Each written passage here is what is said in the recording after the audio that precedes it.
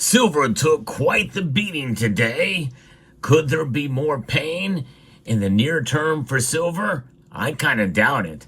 I'll explain why in this video as we explore.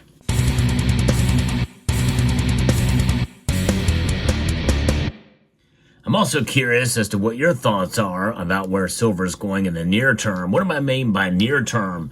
I'm talking within the next week or so. We have an inauguration coming up a week from the day that I record this video, and that could make or break what silver is going to do based off of this potential emergency that could be called. You know, that's a rumor, essentially, an economic emergency that could allow for more leeway in implementing tariffs. And so I think that is really, in a sense, what's going to keep silver going, because of people fearing that it could be essentially taxed as it's coming in, imported. Now there's other silver that comes through and domestically produced silver as well. And some of that silver from the LBMA, as I talked about in a previous video, is already here or on its way here. Could there be more? I don't know. It just depends if that emergency is implemented, how soon it'll take effect. But what's happening right now? Silver has taken a plunge over 2.7% right now to under $30 an ounce. It is at $29.64. All the other metals got hit pretty hard today too. Gold is down almost $30 right now, down over 1% to $2,662. And platinum and palladium also got hit as well, and so did rhodium. Rhodium actually fell $25 today. By the way, rhodium only moves in increments of $25, and platinum and palladium only move in increments of $1. Now, what's behind some of this? Well, Kitco is reporting that essentially it is profit taking that has occurred, and from a shorter term futures traders after recent good gains. A rally in the US dollar index is at a 2+ year high, and rising US Treasury yields are also bearish outside market elements to start the trading week. I talked about the bond market in my video this morning. I hope you will check it out. I'll link to it at the end screen of this video. But on days like today, when the price drops, it's opportunity to buy. And I wish I could have pulled the trigger today, but not quite in the cards quite yet. But Summit Metals is a place to go to at least search out as part of your research for the best deals. Summit Metals have been a good cost leader, price leader for some products. So check them out. They're not always going to have the lowest price for whatever you're looking for, but give them a shot. They very well may find, and you may very well find a good deal over there at summitmetals.com.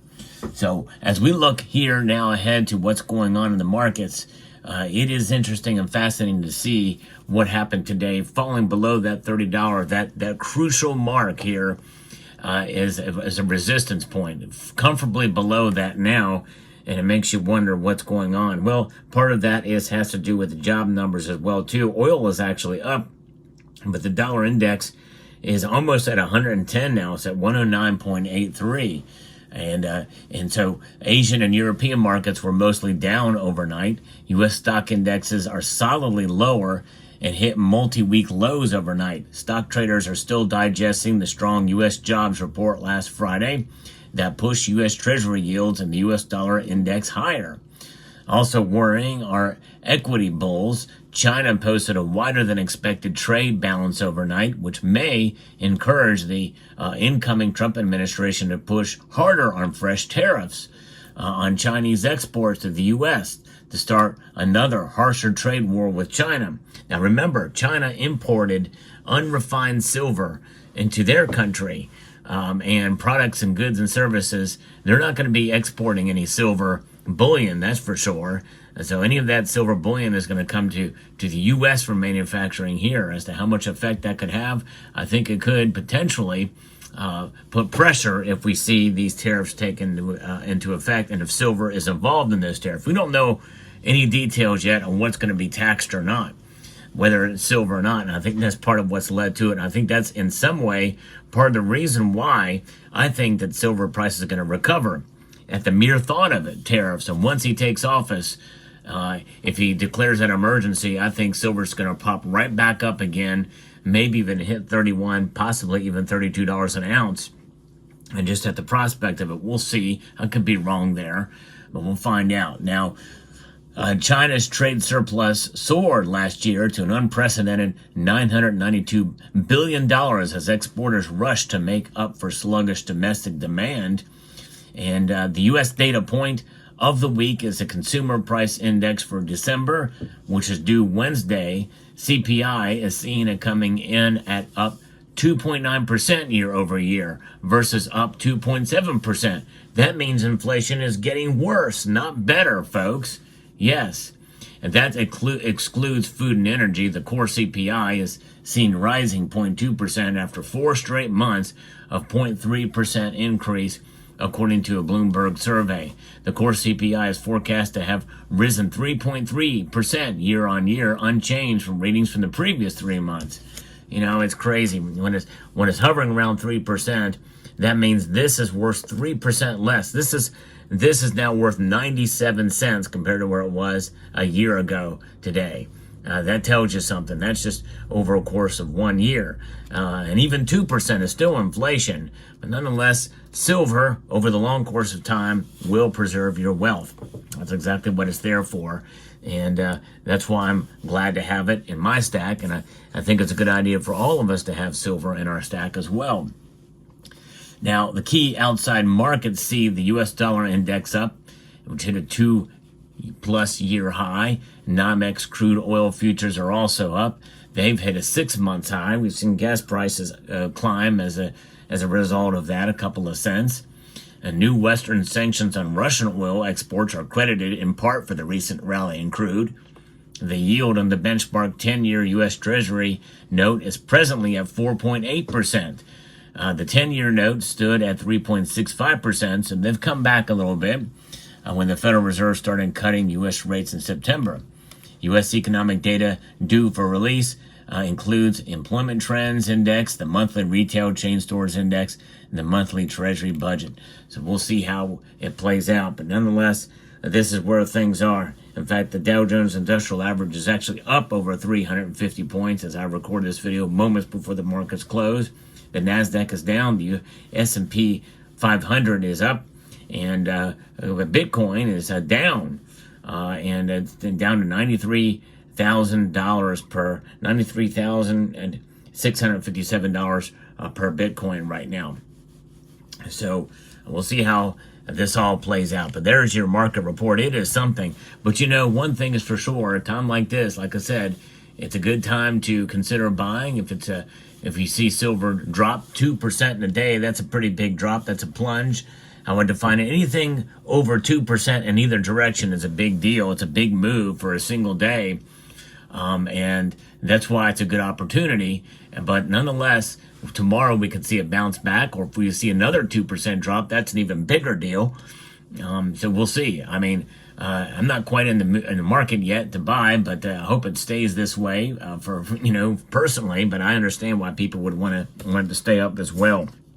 But it doesn't change the fundamentals for what silver is and what it has done for thousands of years, and that is not going away anytime soon. Now, one thing we also have to keep in mind and understand, and I've not really seen much data on this, is how many short positions there are out there. Is that having an effect? Is that with the profit taking, because of the short positions, profit taking with people selling makes it, exacerbates it a lot more, it makes it even worse. I don't know. I don't know where you can see that. I know some people have reported on it, but some of those reports are very tough to really translate and kind of hard to really make out to see what's going on where. But that is one area of criticism for sure, is the markets and how much is being shorted by institutions and individuals out there. Many people feel that is the major culprit. If big banks are doing it, that is the major culprit for price suppression for silver. So I don't know. It'll be very interesting to see. Now, will this change your stacking strategy for the year? If we see silver go to where I think it's going to go, that's $36 an ounce. I did a video with my annual 2025 prediction for silver. If it does go up, are you going to stack more or stack less with regards to that price? And we don't really know what it's going to happen. It could go the other direction. I always leave open the possibility. I still am bullish on silver. My calculus has not changed based off of today's movement in the price. Now, I do talk about the movement in price from day to day, from time to time. It's just part of providing the news in the world of precious metals on this channel. But I do feel and believe that, the fundamentals remain strong for silver, and I feel pretty good about it. But keep in mind, you should do your own research before buying or selling silver, and understand the fundamentals and understand the markets before you really take a deep dive in. Because it is going to seem like, as you stack silver, that it is a losing proposition for you, especially considering the premiums you may pay for the product. A Silver Eagle is going to have a premium that's going to be higher than most other silver products out there. It is the most popular bullion coin out there on the planet. So it's understandable to some extent, although it got a little crazy there for a while during the squeeze that we saw in 2021. But they've come down somewhat, but they have crept back up again. So those are all things you have to consider whenever you make a buy. And whenever you hold your metal and you see the price goes down and you see the premium you paid for it that you're likely not going to get back, you're going to feel disheartened. Do not feel disheartened, because you feel no pain unless you sell. You measure your wealth in ounces, not dollars in this case. Really, and for all intents and purposes, even though the dollar has been a part of every single one of our lives in its current state, in other words, under the Federal Reserve System, it really is temporary. This thing is eventually going to go away or be reset or reformed in some other manner, but silver maintains its physical properties and its entity as a store of wealth, as an insurance policy, a savings vehicle. So there you have it. Let me know what your thoughts are in the comment section below. I'd like to extend a multitude of gratitude to each and every one of you for taking the time to watch, and encourage you to please rate, share, comment, and subscribe.